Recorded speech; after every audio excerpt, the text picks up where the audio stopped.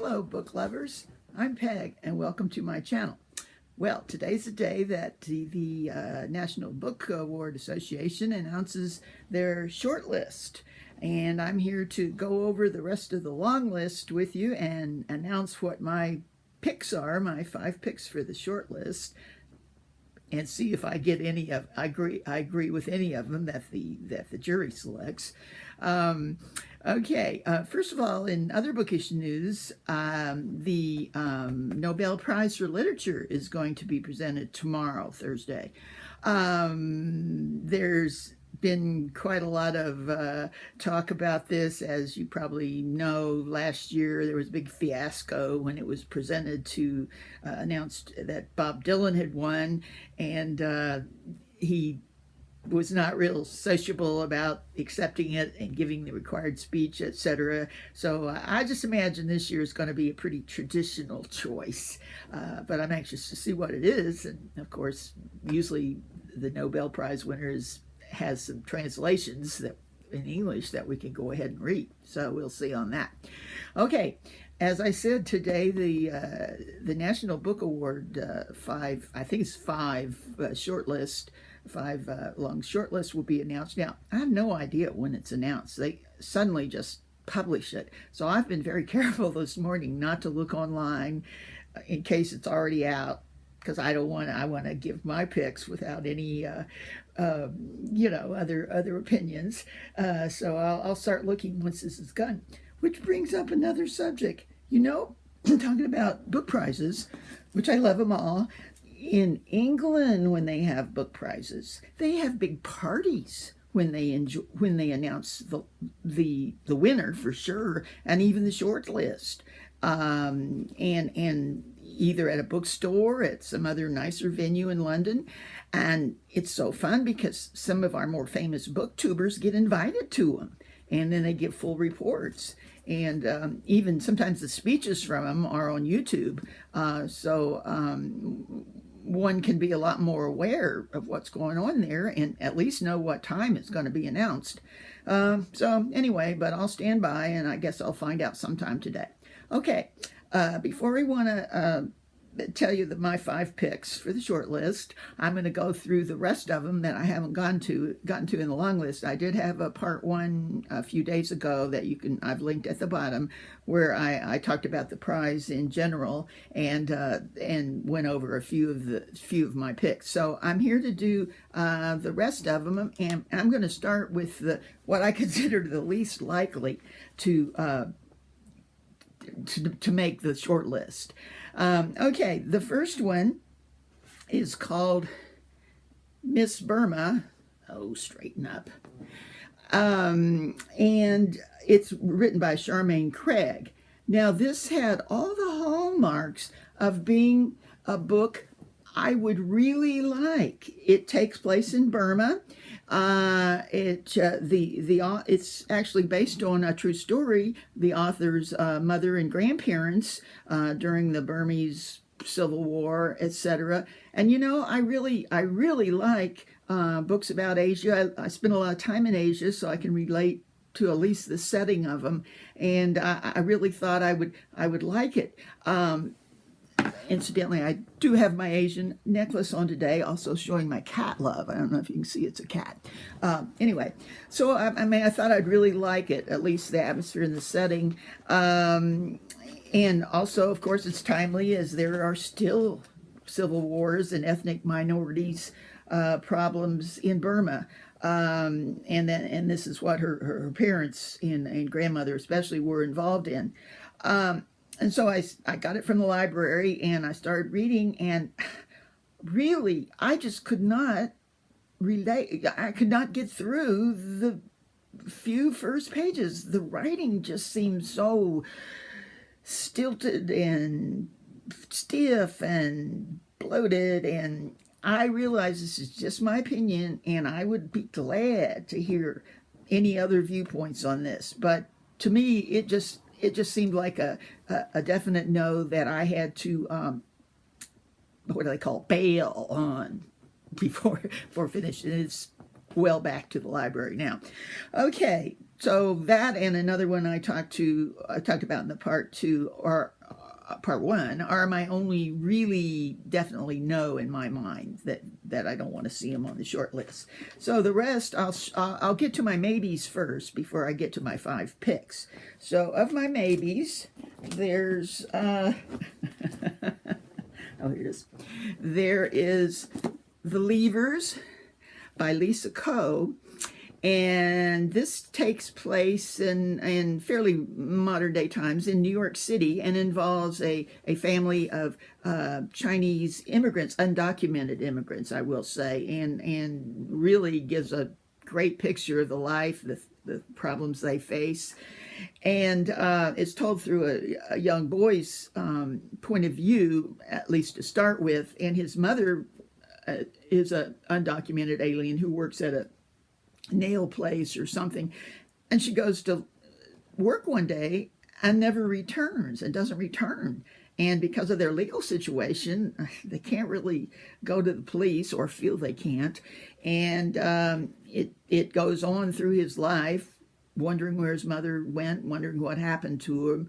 It is a bit of a mystery that's actually solved at the end, but it's more the story of his life and how he's able to make a life for himself without a mother. He does have some relatives that are somewhat less than helpful, but anyway, it really is a very good story, and I would not be surprised or at all if this is on the short list. Then it's well written. The other one that has a strong maybe is one I just received yesterday because I had pre-ordered it and was just published yesterday. Her Body and Other Parties by Carmen Machado. This is a book of short stories, and as I said, I just got it late yesterday. Of course, of all times, the mailman is late, and it I just kind of had time to touch on a little bit, but I did get the impression, and finding about the author, she has written some science fiction and gotten some awards in science fiction. So it does have a bit of science fiction in it, and it also, from what I've read about it and what I could tell with a little bit of reading, has psychological realism and a strong dose of feminism in it. So I'm anxious to read this, and I think it's probably pretty timely, and I'm giving it a maybe, since I really can't have a really informed opinion at this point. The other one I can't really give an opinion on is the one that has not been published and won't be until the 31st, which is Daniel Alarcon's. It's a short story, something about the king is always the head of the family, or it's something like that. But I think it's very unfortunate that it's not published. But what can I say? So I'll put a maybe or unknown on that one. Okay, now we're getting to my 5, what I think should be on the short list, the best ones. Okay, the first one I want to talk about in that is called Dark at the Crossing by Elliot Ackerman. Now, this takes place on the border between Syria and Turkey. And let me tell you a little bit about the author. He's a writer, journalist, whatever, stationed in Istanbul, and has been covering the Syrian civil war for many years. So he certainly knows his subject matter very well.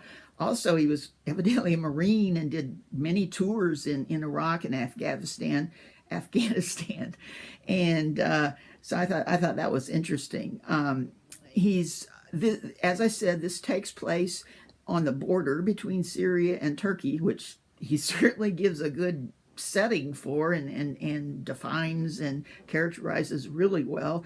And it's about a kind of problematic man that's an Arab American that has decided he wants to be in the Syrian civil war. So he is trying to cross over the border from Turkey to Syria, and it's much easier said than done. And so most of this book is of his adventures and trying to get into that war, and some things he learns and some things I learned.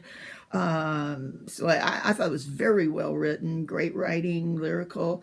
So that'll be my first pick for the short list. And the next pick I have for the short list is one I talked about also in my, can you see that? Pachinko, in my part one. And when I talked about it, I did talk about a slight problem I had with some of the narrator's choices on their characterization, but it was really a minor thing. I just wanted to talk about it, but on rethinking and comparing the rest, I think this really has a good chance and should be on the short list. Probably mostly because I would like to finish it. It's really long, and I got enough read that I know I like it. It's a story of Korean immigrants in Japan, and through the years, several generations of them. I really, as I said, I really like sagas set in the Orient, set in Asia. So I would like to have more time and finish this and reread the part I read. So hopefully it'll be on the short list, so I'll be incentivized to do that. Okay. The third one I don't have, but I talked about it in part one, and it's Sing Unburied Sing by Jess Walter. I thought a great story about a black family in Mississippi, and told through the eyes of a young man who was just a great character. It also included a road trip from hell that I thought was really well done. Okay, we're down to the last two and my favorites at this point. And it's interesting that of the two that I liked best, there's a lot of comparisons that could be made because they both took place in the same setting in the same time frame, but they're written very differently. Okay, the first one is called Manhattan Beach by Jennifer Egan. Now, it again was just published yesterday, but you'll see I don't have a cover. I started reading it on my Kindle. You'll see, I'm sure, many pictures of it and reviews of it, because she has won, other reviews, and already I've read several differing views on it from people who got advanced copies.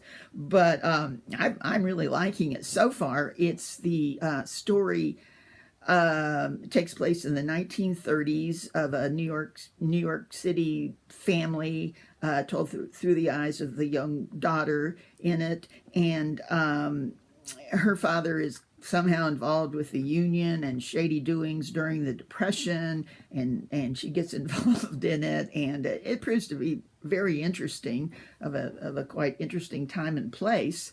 I'll get back to it in a minute in comparison, but the other one I really liked was Barren Island by Carol Zoref. It takes place also near New York City, and the characters told through the eyes of a young girl in the family situation.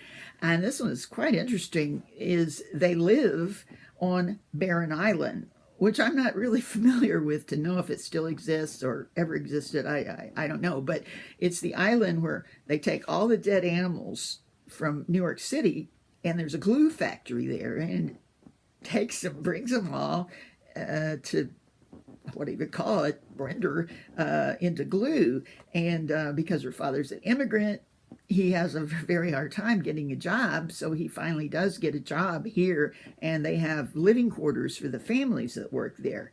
So it's very descriptive and well done as far as the smells, the atmosphere, her thoughts. I'm really liking this. It's densely written, kind of, you might say, like an old-fashioned historical fiction, but it's to me, very realistic, and I can't wait to read the rest of it, and I'll read the rest of it, whether it's chosen or not. Now, let me compare that to Manhattan Beach, which I just referred to. This one, while it's very, I guess, a realistic style, Manhattan Beach is written, it's a realistic style, but it's more of a modernist style, in the fact that it almost reminds me of some places in the Great Gatsby. Of course, it takes place in the same area as the Great Gatsby did, but it's kind of layered. It has almost a simple surface of the dialogue and what's happening, but it feels like there are different layers underneath this that will probably come out more as I read on. Since I just got it yesterday, and it's another, I'll read whether it makes the short list or not. So anyway, that's my report. I'll be back later to see how I did compared with what the jury thought. I've gone out a limb and put my markings below on what I think are no's, maybes, and yeses, so I won't be able to change my tune later when it's announced. Okay, so I'll be back to talk about what they thought. Bye.